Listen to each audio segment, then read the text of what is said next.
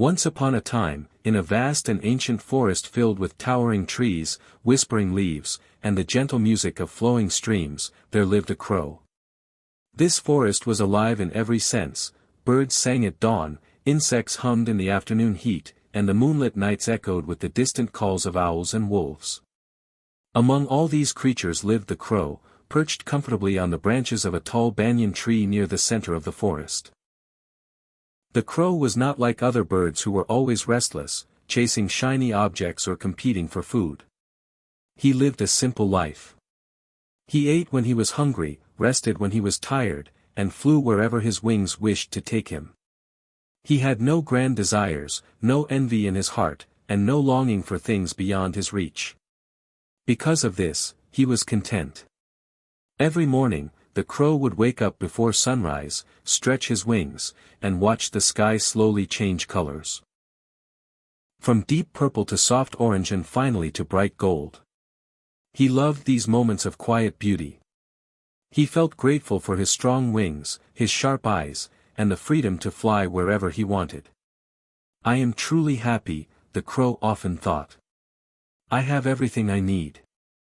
Days passed peacefully, and life flowed smoothly like the river that ran through the forest. But one day, something happened that changed the crow's thoughts forever. One bright afternoon, while the crow was flying over a clear lake on the edge of the forest, something unusual caught his eye. Floating gracefully on the calm water was a bird unlike any he had ever seen before. Its feathers were pure white, shining brightly under the sun, as if made of snow and light.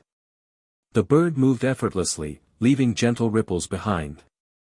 The crow slowed his flight and landed on a nearby tree branch, staring in amazement. "Such beauty," he whispered to himself. "I have lived in this forest all my life, yet I have never seen such a creature." It was a swan. The crow observed the swan for a long time. The swan's body was spotless, its movements elegant, and its presence peaceful. Compared to his own dark feathers, the crow suddenly felt ordinary. "This swan is so clean, so white, so beautiful," the crow thought. "Surely, a creature like this must be very happy." Curiosity overcame him. The crow flew down and landed near the edge of the lake.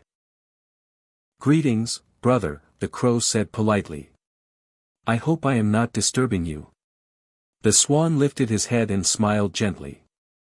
"Not at all. Greetings to you too." The crow hesitated for a moment and then spoke honestly. "Brother, you are so beautiful. Your feathers are whiter than clouds, cleaner than moonlight. You must be the happiest creature in this forest." The swan looked thoughtful. His smile faded slightly. "Yes," the swan replied softly, "I used to be very happy, before." The crow was surprised. "Before? What do you mean? What could possibly make you unhappy?" The swan sighed and gazed at his reflection in the water. "Once, I believed I was the most beautiful bird alive. I felt special and content. But one day, I saw another bird, the parrot." "The parrot?" the crow asked. "Yes," the swan continued. "We both have bright feathers, but the parrot has two colors. Its body is a vibrant green, and it has a beautiful red circle around its neck. When I saw it, I realized that compared to the parrot, I was plain." The swan lowered his head. "Since that day, I feel that the parrot is the most beautiful creature on earth." The crow was stunned. If even the swan feels inferior to someone else, he thought, then who is truly happy? Thanking the swan, the crow took flight again, his mind filled with questions. The crow flew deep into the forest, searching for the parrot. After some time, he heard cheerful chatter coming from the treetops. Bright green feathers flashed between the leaves, and soon he saw the parrot sitting proudly on a branch. "Greetings, brother parrot," the crow said. "Hello." "Hello," the parrot replied cheerfully. The crow looked at him closely. The swan was right, the parrot was stunning. His green feathers glowed in the sunlight, and the red ring around his neck made him look regal. "Brother," the crow said, "you are so colorful and beautiful. You must be very happy to have such wonderful feathers." The parrot laughed softly. "Yes, I was happy once," he said. "Very happy." The crow blinked. Once again, he asked, "Why does everyone say that?" The parrot's expression changed. "I was content until I saw the peacock." "The peacock?" the crow repeated. "Yes," said the parrot. "The peacock has countless colors. Blue, green, gold, and shimmering patterns that look like jewels. Compared to him, my two colors seem ordinary." The parrot sighed. "Since then, I feel the peacock is the most beautiful and happiest creature in the world." The crow thanked the parrot and flew away, now more confused than ever. If the parrot envies the peacock, and the swan envies the parrot, the crow thought, then happiness must lie somewhere else. Determined to find the truth, the crow decided to meet the peacock. He searched throughout the jungle, near waterfalls, among thick bushes, and across open meadows, but he could not find a single peacock. Finally, after hours of flying, the forest ended, and the crow found himself near a strange place filled with tall fences, metal bars, and unfamiliar smells. It was a zoo. Inside the zoo, he saw many animals confined in cages. Then he saw it, the peacock. The peacock stood inside an enclosure, his feathers spread wide in a magnificent display. People crowded around, taking pictures, pointing, and admiring him. "Wow! Look at those colors. How beautiful." The crow watched as the peacock bowed gracefully for the crowd. "This must be the happiest creature alive," the crow thought. "Everyone loves him." When the zoo closed and the crowd left, the crow flew down and perched near the peacock's enclosure.